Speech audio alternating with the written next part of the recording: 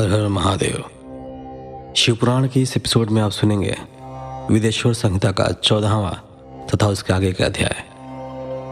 14वें अध्याय में अग्नि यज्ञ, देव यज्ञ और ब्रह्म यज्ञ का वर्णन मिलता है। ऋषियों ने कहा, प्रभु, अग्नि यज्ञ, देव यज्ञ और ब्रह्म यज्ञ का वर्णन करके हमें कृतार्थ करें। सूत जी बोले, महर्षियों, गृहस्थ पुरुषों के लिए प्रातः और सायंकाल अग्नि में 2 चावल और द्रव्य की आहुति ही अग्नि यज्ञ है। ब्रह्मचारियों के लिए समीधा का देना ही अग्नि यज्ञ है, अर्थात अग्नि में सामग्री की आहुति देना उनके लिए अग्नि यज्ञ है। द्विजों का जब तक विवाह न हो जाए उनके लिए अग्नि में समीधा की आहुति, व्रत तथा जाप करना ही अग्नि यज्ञ है। द्विजों, जिसने अग्नि को विसर्जित कर उसे अपनी आत्मा में स्थापित कर लिया है, ऐसे वानप्रस्थियों और सन्यासियों के लिए यही अग्नि यज्ञ है कि वे समय पर हितकर और पवित्र अन्न का भोजन कर लें।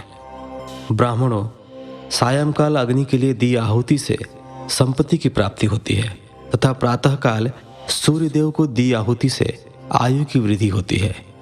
दिन में अग्निदेव सूर्य में ही प्रविष्ट हो जाते हैं, अतः प्रातःकाल सूर्य को दी आहुति अग्नि यज्ञ के समान ही होती है।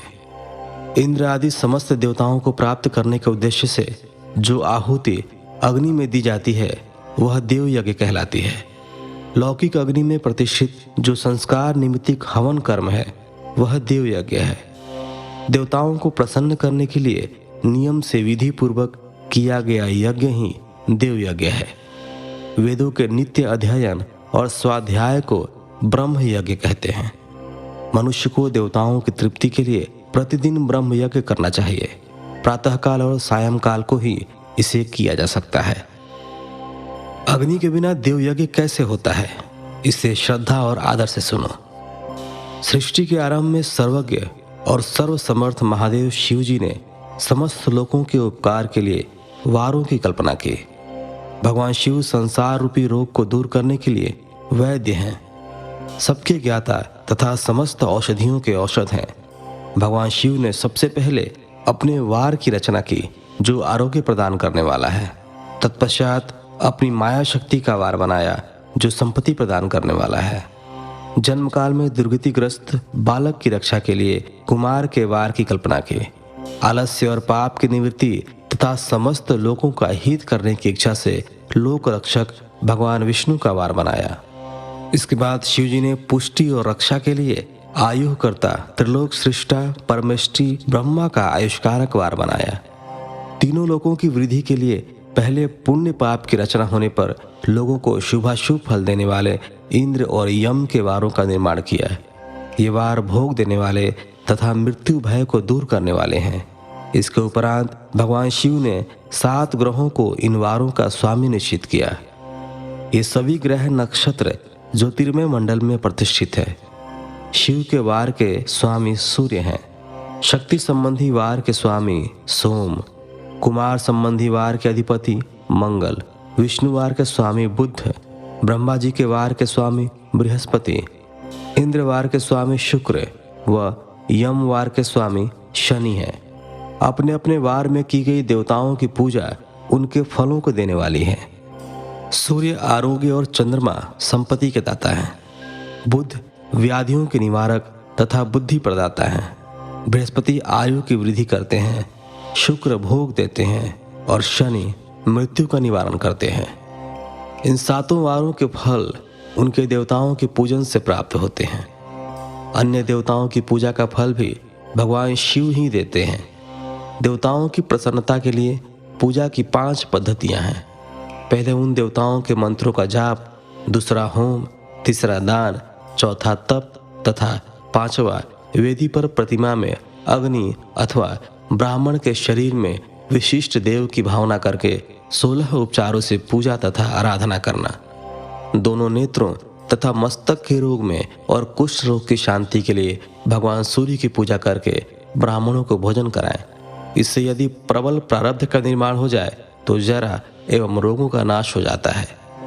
इष्ट देव के नाम मंत्रों का जाप वार के अनुसार फल देते हैं। रविवार को सूर्य देव वह अन्य देवताओं के लिए तथा अन्य ब्राह्मणों के लिए विशिष्ट वस्तु अर्पित करे। यह साधन विशिष्ट फल देने वाला होता है तथा इसके द्वारा पापों की शांति होती है। सोमवार को संपत्ति व लक्ष्मी की प्राप्ति के लिए लक्ष्मी की पूजा करें तथा पत्नी के साथ ब्राह्मणों को घी में पका अन्न भोजन कराएं। मंगलवार को रोगों की शांति के लिए काली की पूजा करें। उड़द, मूंग एवं अरहर की दाल से युक्त अन्न का भोजन ब्राह्मणों को कराएं। बुधवार को दधि युक्त अन्न से भगवान विष्णु का पूजन करें। ऐसा करने से पुत्र मित्र की प्राप्ति होती है।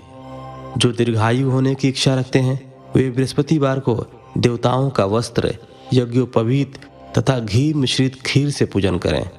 भोगों की प्राप्ति के लिए शुक्रवार को एकाग्रचित होकर देवताओं का पूजन करें और ब्राह्मणों की तृप्ति के लिए षड्रस युक्त अन्न दें। स्त्रियों की प्रसन्नता के लिए सुंदर वस्त्र का विधान करें। शनिवार अपमृत्यु का निवारण करने वाला है। इस दिन रुद्र की पूजा करें। तिल के होम व दान से देवताओं को संतुष्ट करके ब्राह्मणों को तिल मिश्रित भोजन कराएं। इस तरह से देवताओं की पूजा करने से आरोग्य एवं उत्तम फल की प्राप्ति होगी। देवताओं के नित्य विशेष पूजन, स्नान, दान, जाप, होम तथा ब्राह्मण तर्पण एवं रवि आदि वारों में विशेष तिथि और नक्षत्रों का योग प्राप्त होने पर विभिन्न देवताओं के पूजन में जगदीश्वर भगवान शिव ही उन देवताओं के रूप में पूजित होकर सब लोगों को आरोग्य फल प्रदान करते हैं। देश, काल, पात्र, द्रव्य, श्रद्धा एवं लोक के अनुसार उनका ध्यान रखते हुए महादेव जी आराधना करने वाले को आरोग्य आदि फल देते हैं। मंगल कार्यों के आरंभ में और अशुभ कार्यों के अंत में तथा जन्म नक्षत्रों के आने पर गृहस्थ पुरुष अपने घर में आरोग्य की समृद्धि के लिए सूर्य ग्रह का पूजन करें। इससे सिद्ध होता है कि देवताओं का पूजन संपूर्ण अभीष्ट वस्तुओं को देने वाला है। पूजन वैदिक मंत्र के अनुसार ही होना चाहिए। शुभ फल की इच्छा रखने वाले मनुष्यों को 7 दिन अपनी शक्ति के अनुसार देव पूजन करना चाहिए। निर्धन मनुष्य तपस्या व व्रत आदि से तथा धनी धन के द्वारा देवी देवताओं की आराधना करें। जो मनुष्य श्रद्धापूर्वक इस तरह के धर्म का अनुष्ठान करता है वह पुण्य लोक में अनेक प्रकार के फल भोग कर पुनः इस पृथ्वी पर जन्म ग्रहण करता है। धनवान पुरुष सदा भोग सिद्धि के लिए मार्ग में वृक्ष लगाकर लोगों के लिए छाया की व्यवस्था करते हैं और उनके लिए कुएं, बावली बनवाकर पानी की व्यवस्था करते हैं। वेद शास्त्रों की प्रतिष्ठा के लिए पाठशाला का निर्माण या अन्य किसी भी प्रकार से धर्म का संग्रह करते हैं और स्वर्गलोक को प्राप्त होते हैं। समयानुसार पुण्य कर्मों के परिपाक से अंतःकरण शुद्ध होने पर ज्ञान की सिद्धि होती है। द्विजो, इस अध्याय को जो सुनता, पढ़ता अथवा सुनने की व्यवस्था करता है उसे देव यज्ञ का फल प्राप्त होता है। 15वां अध्याय, देश, काल, पात्र और दान का विचार। ऋषियों ने कहा, समस्त पदार्थों के ज्ञाताओं में श्रेष्ठ सूत जी हमसे देश, काल और दान का वर्णन करें। देश का वर्णन। सूत जी बोले, अपने घर में किया देव यज्ञ शुद्ध गृह के फल को देने वाला है। गौशाला का स्थान घर में किए गए देव यज्ञ से 10 गुना, जबकि जलाशय का तट गौशाला से 10 गुना है एवं जहाँ तुलसी, बेल और पीपल वृक्ष का मूल हो वह स्थान जलाशय तट से भी 10 गुना महत्व देने वाला है। देवालय उससे भी अधिक महत्व रखता है। देवालय से 10 गुना महत्व रखता है तीर्थ भूमि का तट। उससे भी श्रेष्ठ है नदी का किनारा तथा उसका 10 गुना उत्कृष्ट है तीर्थ नदी का तट।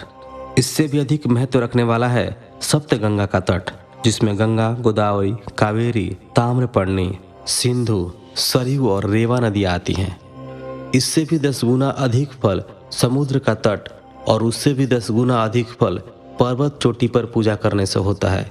और सबसे अधिक महत्व का स्थान वह होता है जहाँ मन रम जाए। काल का वर्णन।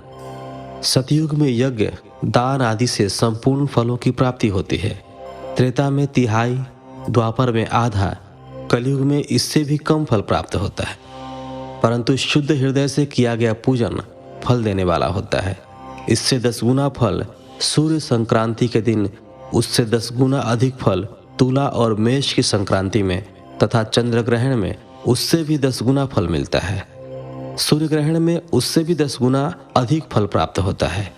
महापुरुषों के साथ में वह काल करोड़ों सूर्य ग्रहण के समान पावन है, ऐसा ज्ञानी पुरुष मानते हैं। पात्र वर्णन।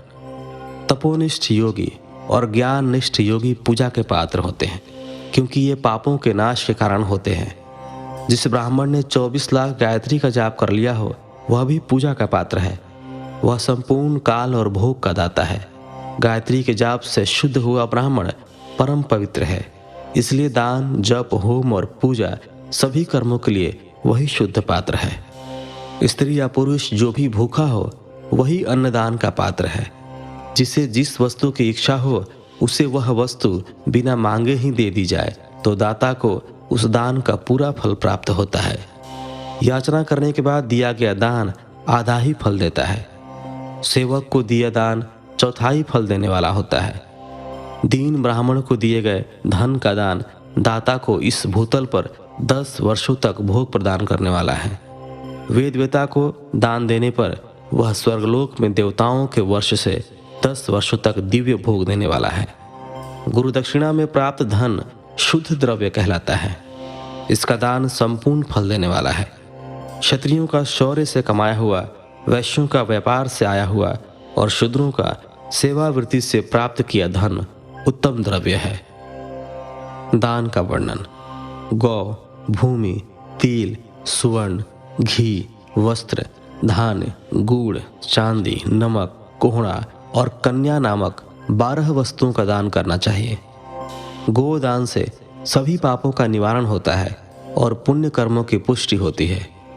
भूमि का दान परलोक में आश्रय देने वाला होता है। तिल का दान बल देने वाला तथा मृत्यु का निवारक होता है। स्वर्ण का दान वीर्यदायक और घी का दान पुष्टिकारक होता है। वस्त्र का दान आयु की वृद्धि करता है। धान्य का दान करने से अन्न और धन की समृद्धि होती है। गुड़ का दान मधुर भोजन की प्राप्ति कराता है। चांदी के दान से वीर्य की वृद्धि होती है। लवण के दान से षडरस भोजन की प्राप्ति होती है। कोहड़ा या कुष्मांड के दान को पुष्टिदायक माना जाता है। कन्या का दान आजीवन भोग देने वाला होता है। जिन वस्तुओं से श्रवण आदि इंद्रियों की तृप्ति होती है, उनका सदा दान करें। वेद और शास्त्र को गुरुमुख से ग्रहण करके कर्मों का फल अवश्य मिलता है। इसे ही उच्च कोटि की आस्तिकता कहते हैं। भाई, बंधु अथवा राजा के भय से जो आस्तिकता होती है, वह निम्न श्रेणी की होती है। जिस मनुष्य के पास धन का भाव है, वह वाणी और कर्म द्वारा ही पूजन करे। तीर्थ यात्रा और व्रत को शारीरिक पूजन माना जाता है। तपस्या और दान मनुष्य को सदा करने चाहिए। देवताओं की तृप्ति के लिए जो कुछ दान किया जाता है, वह सब प्रकार के भोग प्रदान करने वाला है। इससे इस लोक और परलोक में उत्तम जन्म और सदा सुलभ होने वाला भोग प्राप्त होता है। ईश्वर को सब कुछ समर्पित करने एवं बुद्धि से यज्ञ व दान करने से मोक्ष की प्राप्ति होती है। तो फिलहाल इस एपिसोड में इतना ही। अगले एपिसोड में हम सुनेंगे 16वां तथा उसके आगे का अध्याय। तब तक के लिए धन्यवाद।